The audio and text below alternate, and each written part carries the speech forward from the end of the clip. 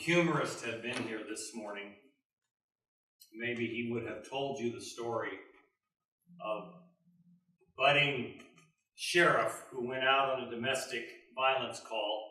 He got there only to find out that a wife had shot her husband from walking in on a wet kitchen floor. Not knowing exactly what to do, he went back out to the squad car, called the sheriff that was in charge, and told him the story and says, you know, what do we do? And he says, well, have you arrested her? He says, are you kidding? The floor's still wet. So I want to just share a little bit with you today. I'm guessing that you are part of this organization. You're part of the Toastmasters National Presentation Group because you see some things that most people don't see. You have some feelings, you have some emotions, you have some expectations that a lot of people that you are in relationship with, either in your neighborhood, your families, where you work, that are just a little bit different. You've got something you want to do, something you want to see, something that has to happen. And generally speaking, you understand that life is a learning curve.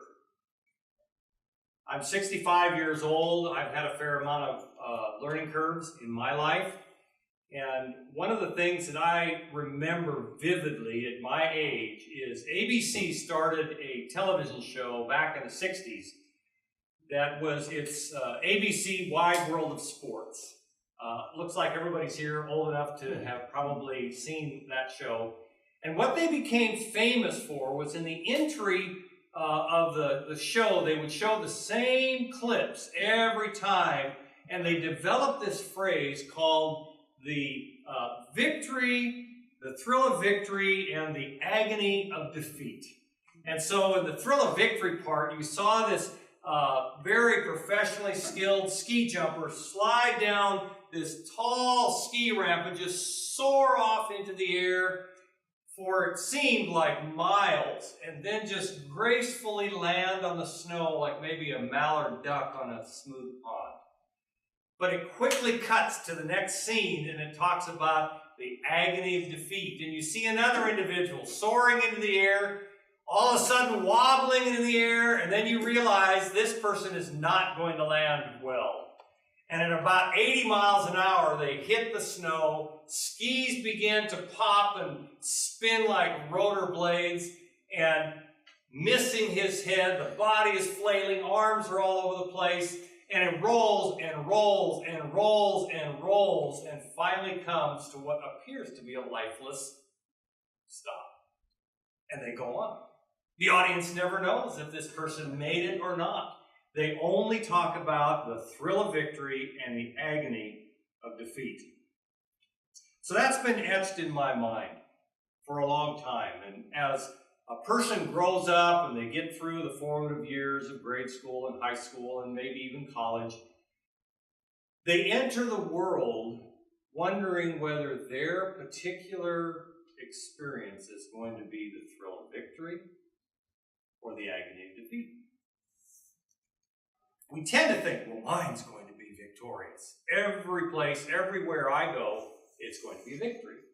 But it doesn't take you maybe, 10 minutes into the first day of your life that you realize that it's going to have some defeats. And I've had my share of defeats. Maybe you saw the movie or read the book called Eddie the Eagle. Anybody see that movie?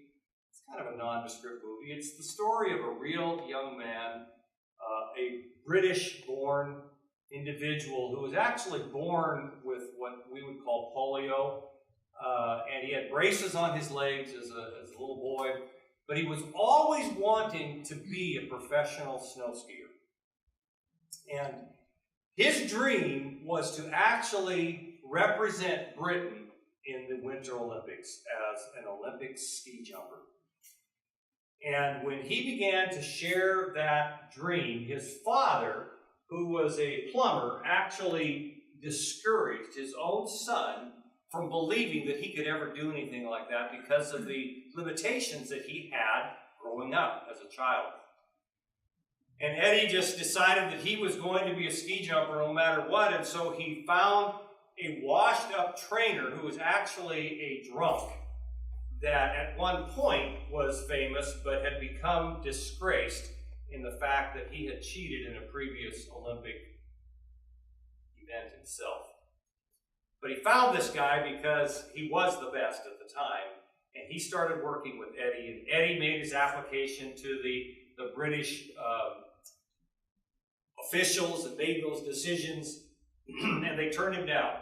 And he made it again, and they turned him down. And he made it again, and they found loopholes and ways to discourage him from becoming an embarrassment to Great Britain in the Olympics.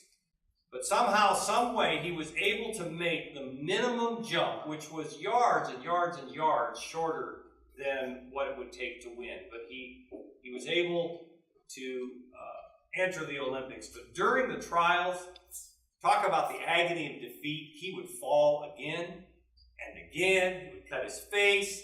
He had glasses. He broke a set of glasses after glasses after glasses. All the other contestants would laugh at him. I mean, he spoke about being laughed at as a young person and how that so clouds the way you feel about yourself. But he pressed in, he pressed through.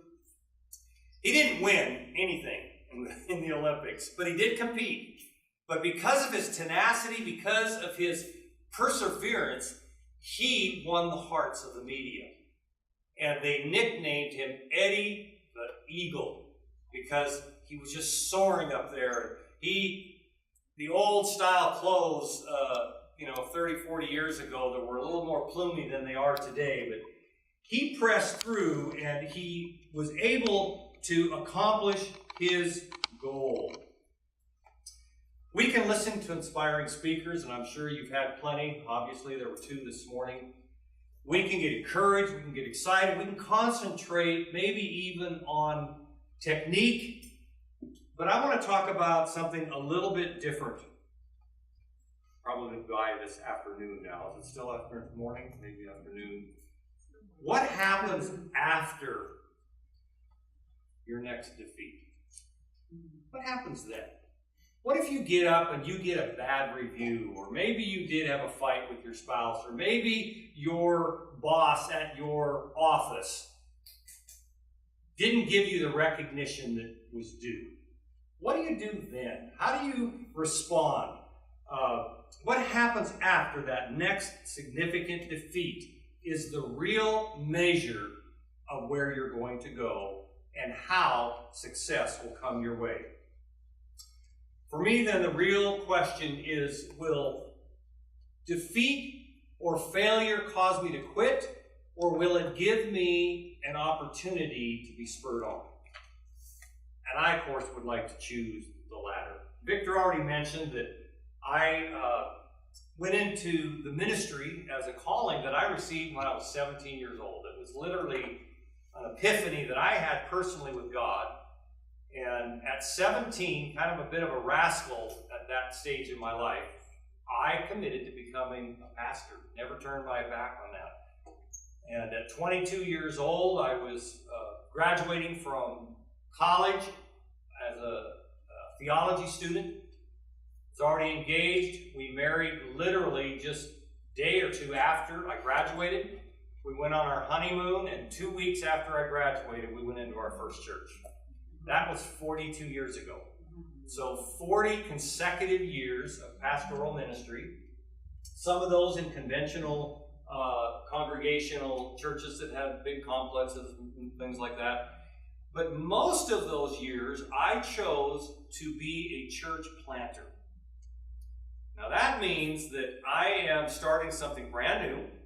It means that I'm crafting a vision. It means I'm developing a support team. It means that I'm dealing with finances and a support team that's going to make sure that the time together works well.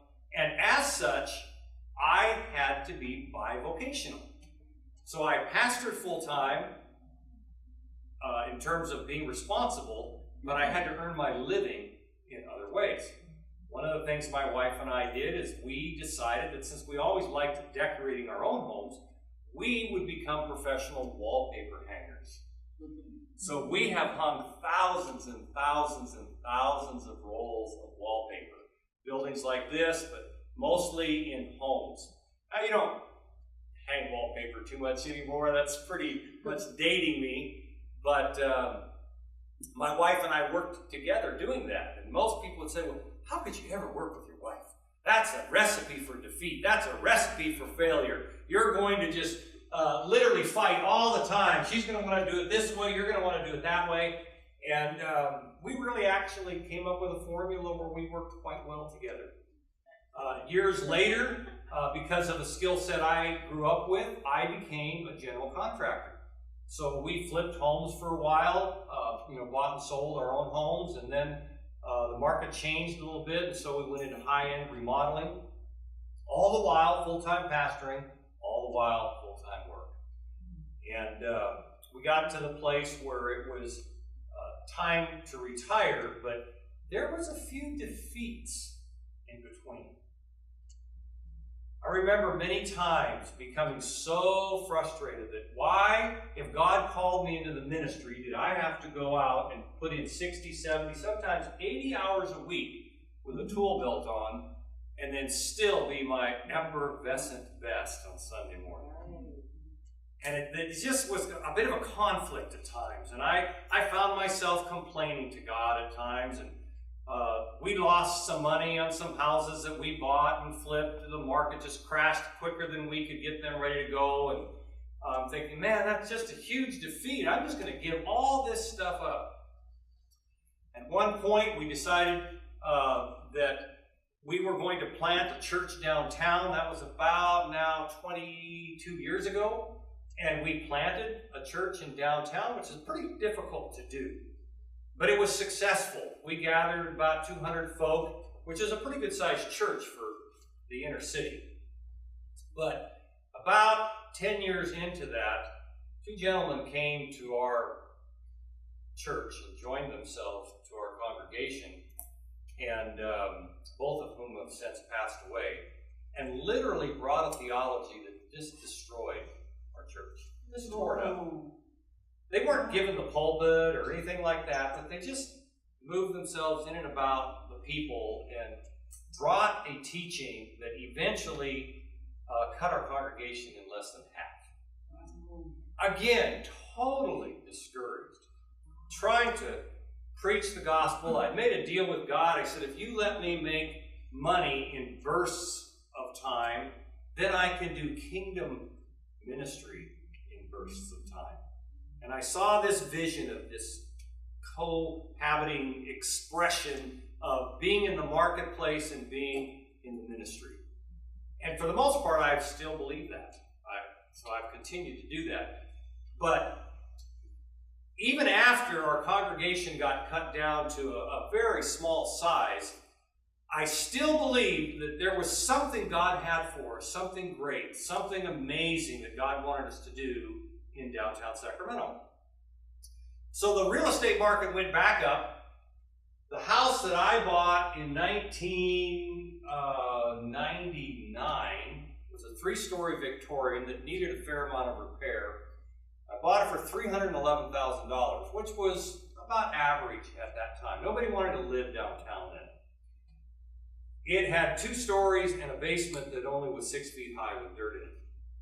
At the time my mother was living with us, my dad had already passed away, and I told my wife and my mom, I said, this is where we're going to live, and you're going to live down there. And they looked at me and they said, well, what kind of son would put her mom in a dirt-floored basement? I said, it's not going to look like this. So over the next year, we brought in house movers that raised the house, and I built her a beautiful 1,300 square foot apartment, brand new, ground entry level, no stairs, all handicap accessible, everything just wonderful. And we remodeled the 2 upper floors. And over the next, and I was telling, I guess it was Cliff, no, it was John, that we just yesterday moved from that house of 16 years to a place in Natomas. Because we had 3 parents living there with us. 2 of them passed away in the last year, and the last one is very sight compromised and early dementia. It's just not a good house. All of those kinds of things. But when the real estate market went back up, and we had this beautiful Victorian that had been on the SoCa tour twice, the Sacramento Old City Housing Development, and I said, you know what? God gave us this home. Why can't we use it for His glory? So, knowing that it was very difficult to establish a long-term work in the inner city simply because of finances, I said, you know what? The Lord gives. Why don't we give it back to Him? So I took all the equity out of my home, which at the time appraised for $1.2 million. And we reached to buy a commercial building for the congregation that I would never end up pastoring long term because of the stage in my career. But so we could have some kind of inner city expression there. Well, only God knew what was going to happen, but we ended up having a guy in our congregation. This was during the season when all of the brokers and real estate people were doing things that you shouldn't be doing. That's when Lehman Brothers and all those places went downhill. Barney Frank and Frank Dodd and those different guys got involved, and everything crashed. And as a result, not only did we lose the church, we lost our house. And talk about the thrill of victory and then the agony of defeat. And I couldn't believe it. God, this was all for you. Why would you let this happen? And I reached down deep again and I said, you know what? I believe that God is leading. The Bible says we make our plans, but He directs our steps. And I reached down again, I said, there's got to be a way. And we were able to secure our house back again, of which this was now several years ago, and so we've been living in our house that whole time. It's gone back up in price a little bit, even after having lost it. And we don't have a church building, but I've since retired. I brought in a young couple that's pastoring the church. We still attend there. And I share some of these personal stories with you simply because I want you to understand that everybody experiences defeat. Everybody has issues that can cause them to want to give up, to quit. But we launched again. And maybe you've heard the true story of a particular pastor who was a high D. You know what that means personality-wise, a high D pastor?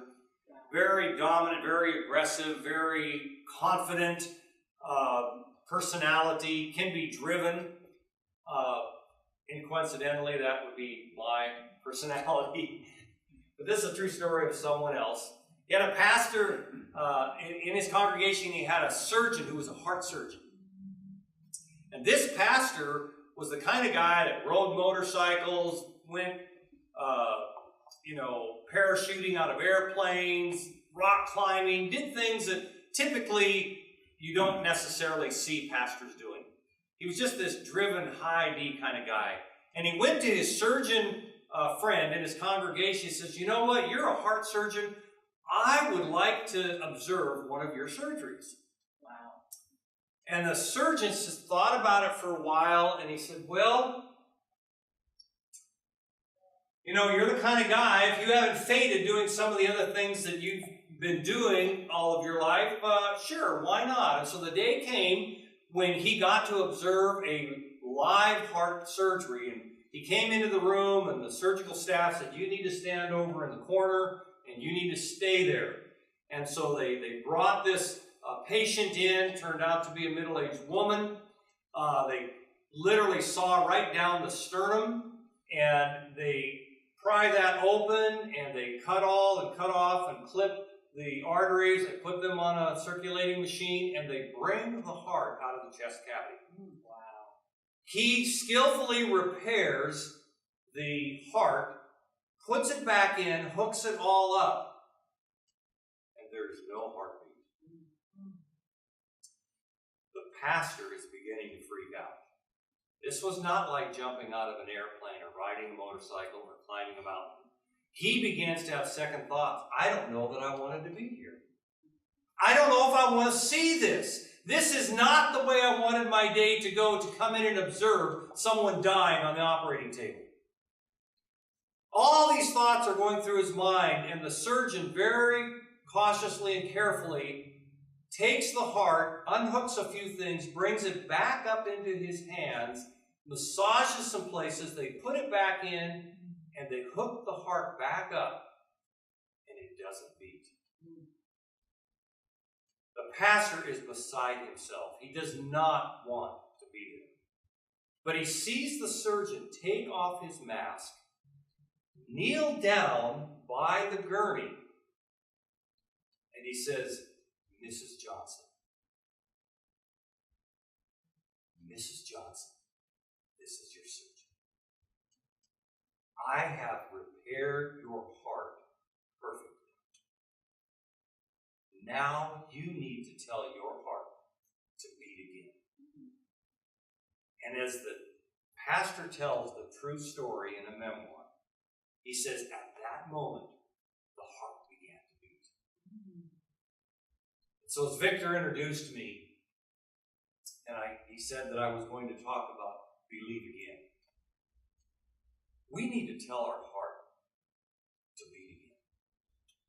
I can't think of a single individual who hasn't experienced defeat, hasn't experienced the agony of defeat, that hasn't failed in something, that hasn't been disappointed, that hasn't been pushed back in a particular way to where they just said, you know what, I'm done. I'm ruined financially. I'm ruined emotionally. I've gone through a divorce. I got kicked out of this company. I'm no longer eligible for my 401k. Whatever it is, the stock market ate up all of my retirement.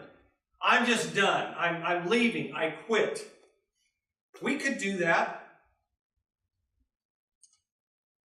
And there's very likely one or more here today that may need to tell your heart, beat again. Beat again.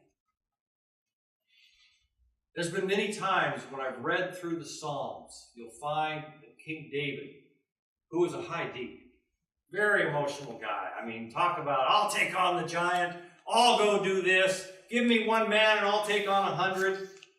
If you've read through the Psalms, you'll know that many, many times David got discouraged. David might have even been today diagnosed as manic depressive, because he would take on things and then he would get so discouraged. But there's a key principle that he talks about in the book of Psalms, that when he got discouraged, he would speak to his soul. And he would say, soul, praise the Lord. It's the equivalent of telling his heart, believe again, beat again, beat again. Jamie Clark, perhaps the most famous climber today, has summited Mount Everest twice, climbed the 7 summits, and is one of the few Westerners in the last 50 years to have crossed the empty quarter of Arabia on camels. It takes like 3 months to do it. In one of his last expeditions, coming down Mount Everest, he tells the story of, I almost had to give up. And I've seen some of these stories. In fact, there's one called Mount Everest that was just out this last summer. And they literally filmed strewn bodies on the side, because you can't put somebody over your shoulder and climb back down Mount Everest. They've got to do it themselves. So they either survive or they don't. And he says, I just about could not survive. And they said, how did you do it? He said, it's very simple. I had to put one leg in front of the other. And when I put one leg in front, I was off balance. And the only way to keep my balance was to put another leg in front of that one and keep putting a leg in front of another leg. I want to share with us today that if you've been in a place lately where you're so discouraged, you're so caught up in some level of failure, some level of defeat, that we need to tell us ourselves for our hearts to beat again. Not just give permission, but a command. Yeah. To beat again. Believe again. Put one foot in front of the other again. Because we will have defeats in the future. But we can have victories. Many, many victories. And God has called every person in this room to do something great for Him. The enemy wants the defeat to keep that greatness from happening. But we don't have to.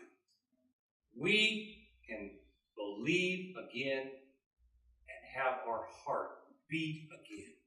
Grab hold of that vision. Grab hold of that thing that when we were younger, or maybe it was even last year, but it's been so difficult, we've given up on it. Let that rise up again in you. Let your heart